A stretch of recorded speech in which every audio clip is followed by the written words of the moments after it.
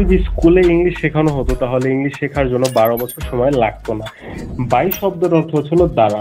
এখন এই বাই শব্দটা আমরা কিভাবে ব্যবহার করতে পারি? আমি যদি বলি the book was written by her, তাহলে বইটি তার দ্বারা লেখা হয়েছিল।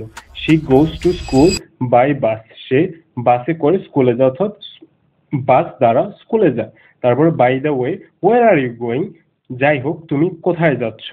হি স্যাট বাই দ্য উইন্ডো, অর্থাৎ সে জানালার পাশে বসেছিল। মাঝে মাঝে বাই দ্বারা আমরা পাশে অথবা দ্বারা দুইটাই বোঝায় থাকি। তারপর আমরা বলতে পারি finish the homework by tomorrow, কালকের মধ্যে। এক্ষেত্রে বাই দ্বারা একটা নির্দিষ্ট সময়ের মধ্যে বোঝানো হয়েছে, যেমন বাই টুমরো মানে কালকের মধ্যে। আমরা যদি বলি যে বাই জানুয়ারি, তার মানে জানুয়ারির মধ্যে। তারপর আমরা বলতে পারি the house was built by my father, কার দ্বারা তৈরি হয়েছিল? বাড়িটি আমার বাবা তৈরি করেছিলেন, অর্থাৎ বাড়িটি আমার বাবা দ্বারা তৈরি হয়েছিল। এভাবে যদি আপনি ভালোভাবে ইংলিশ শেখেন, ইংলিশ শেখার জন্য আপনার অনেক বেশি টাইম লাগবে না। এবং এরকম ভালো ভালো ভিডিও পেতে আমার চ্যানেলটি ফলো করুন।